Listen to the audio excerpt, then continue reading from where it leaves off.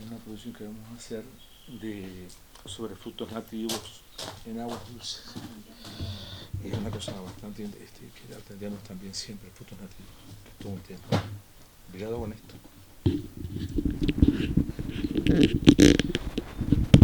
Dime el nombre tuyo. Ana Rosenwood. Ana.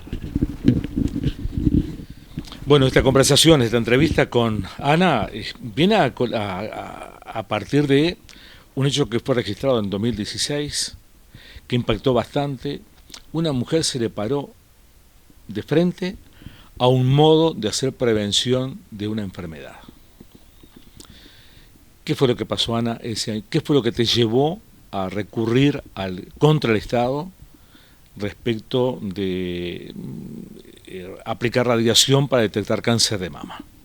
Bueno, fue a partir del carnet de salud, que estamos obligados, muchos trabajadores en el Uruguay, como obligatorio para poder trabajar, y desde hace unos años que está incluido en el carnet de salud para las mujeres la mamografía y el PAP como forma de detectar precozmente el cáncer de mama y el cáncer de cuello de útero.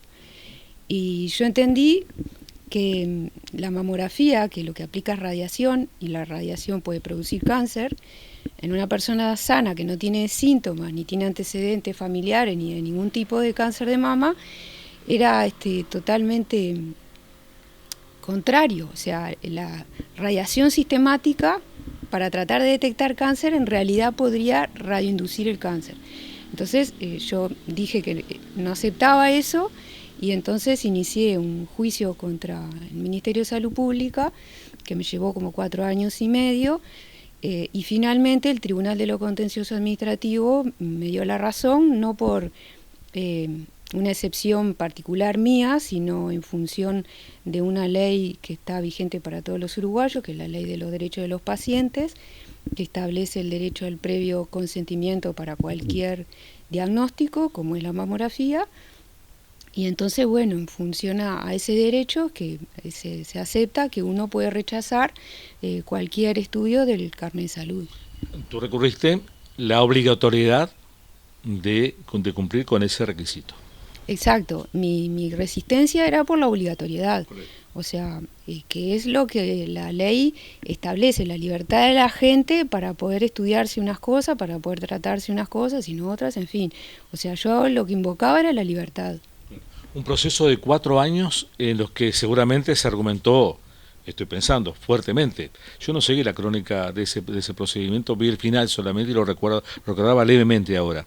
Ahora estoy recordando un poco más detalladamente, pero me imagino que hubo fundamentaciones, supongo que fuertes de parte del Estado. Sí, porque para el Ministerio de Salud Pública son políticas de salud pública, estas políticas preventivas, que las deciden en base a estadísticas.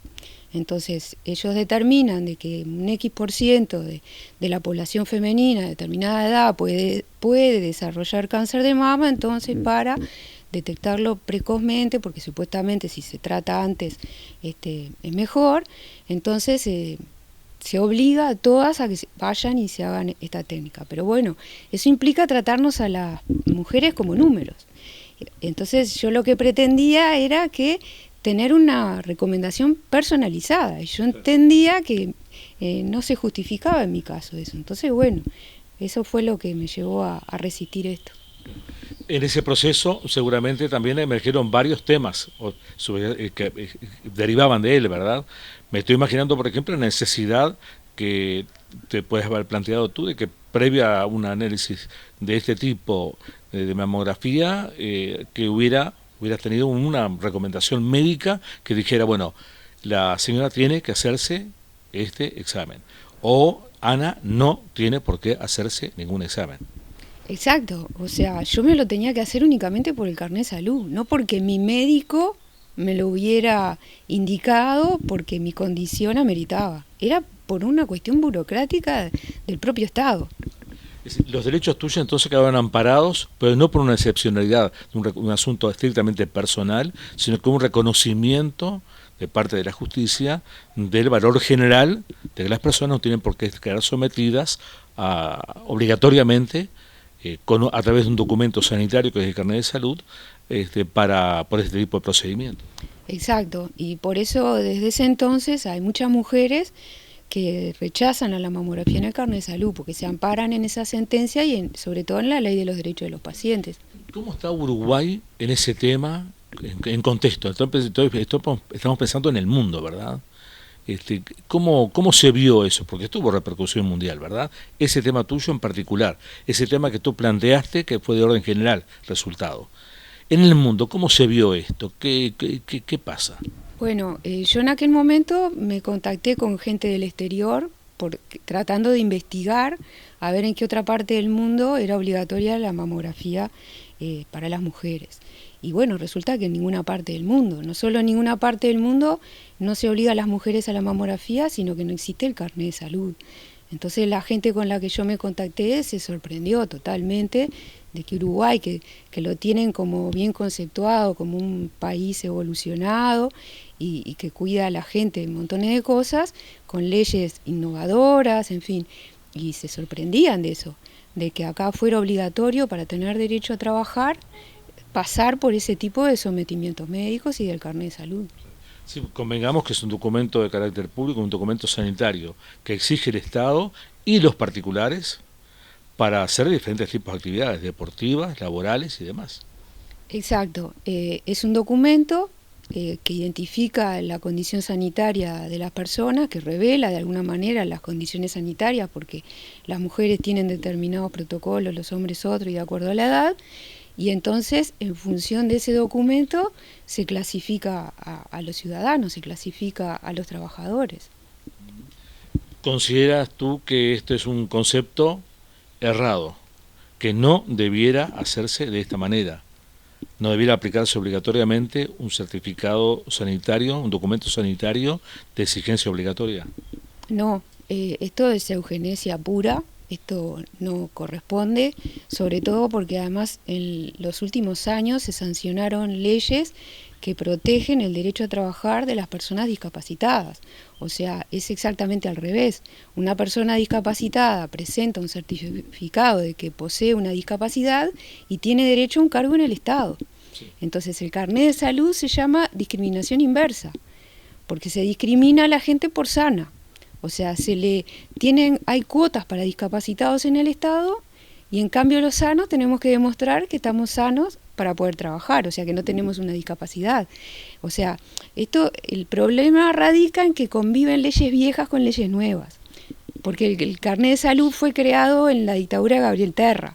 Entonces, claro, estas leyes nuevas que reconocen los derechos de las personas con discapacidad son de hace pocos años. ¿Cuánto pesa en la opinión pública? ¿Qué percepción tienes? ¿Qué sensibilidad hay en las personas en este momento en Uruguay, en el mundo, verdad? Respecto de esa prevalencia de la obligatoriedad de determinados recursos tecnológicos, científicos, médicos en particular, y en este caso documento público para poder trabajar, teniendo que comprobar si eres sano. ¿Estás sano? Bueno, como... ¿Hay conciencia de esto? No. El Uruguay lo tiene como asimilado, porque es una tradición que viene de hace décadas, o sea, hace como 80 años, entonces es como, no sé, es natural para la gente.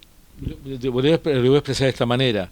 Para el uruguayo, para los uruguayos, este documento, por ejemplo, el carnet de salud, es casi como el documento de identidad, la cédula de identidad. Exacto. ¿Es lo mismo?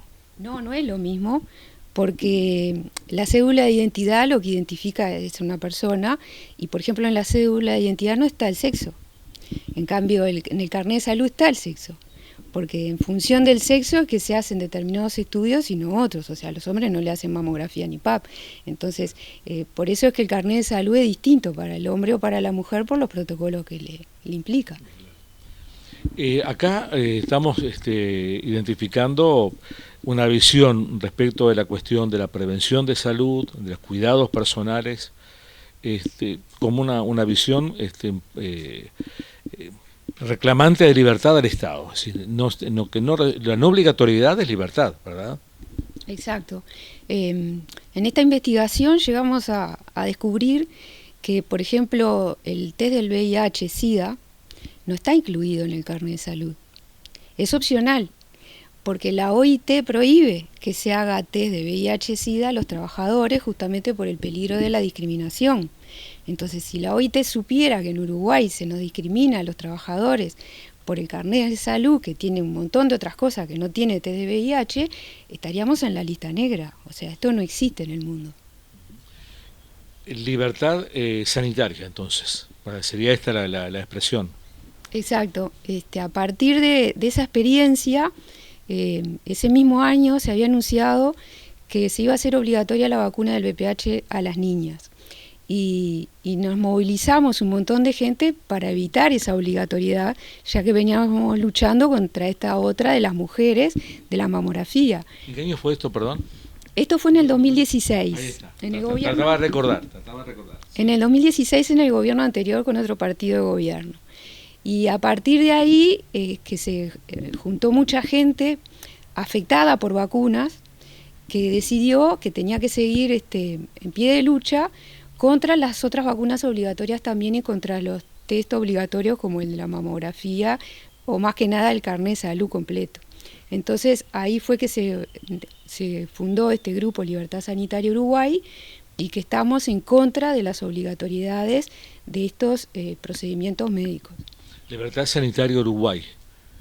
Libertad Sanitaria Rocha, por estas horas. Tenemos entendido que hay una reunión para la cual ustedes están preparándose. Sí, el domingo que viene, domingo 10 de abril, a las 4 de la tarde, vamos a hacer esta reunión para juntarnos, para conocernos, para divulgar las iniciativas que tenemos, que presentamos 4 proyectos de ley en el Parlamento, justamente para establecer la vacunación como un acto médico, para establecer por ley un sistema de indemnización a los dañados por vacunas, como existe en 20 países, para derogar la obligatoriedad de los carnets de salud, tanto de adultos como de niños.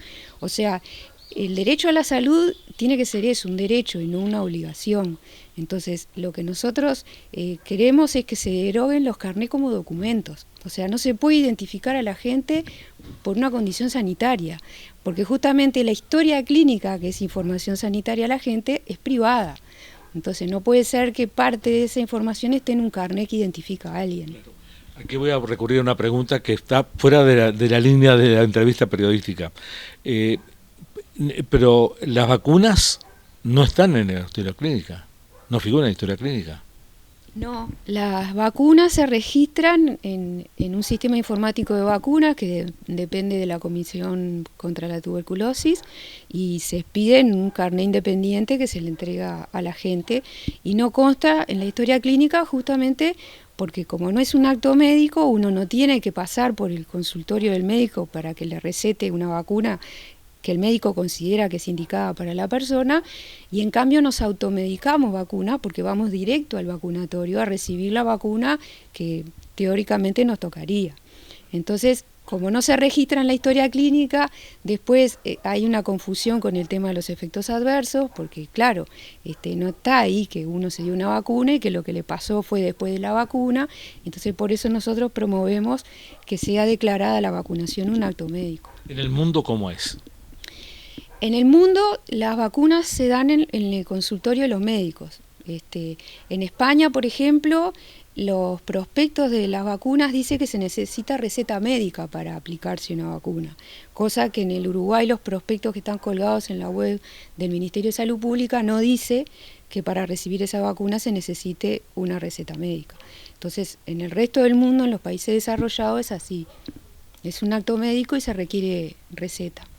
Vinimos por un tema, nos vamos con muchos más temas. Le agradecemos el tiempo, Ana. Muchas gracias a vos por el interés por estos temas y bueno, invitamos a la gente de La Paloma que el domingo 10 de abril a las 4 de la tarde nos juntamos acá, en nombre de Libertad Sanitaria Uruguay.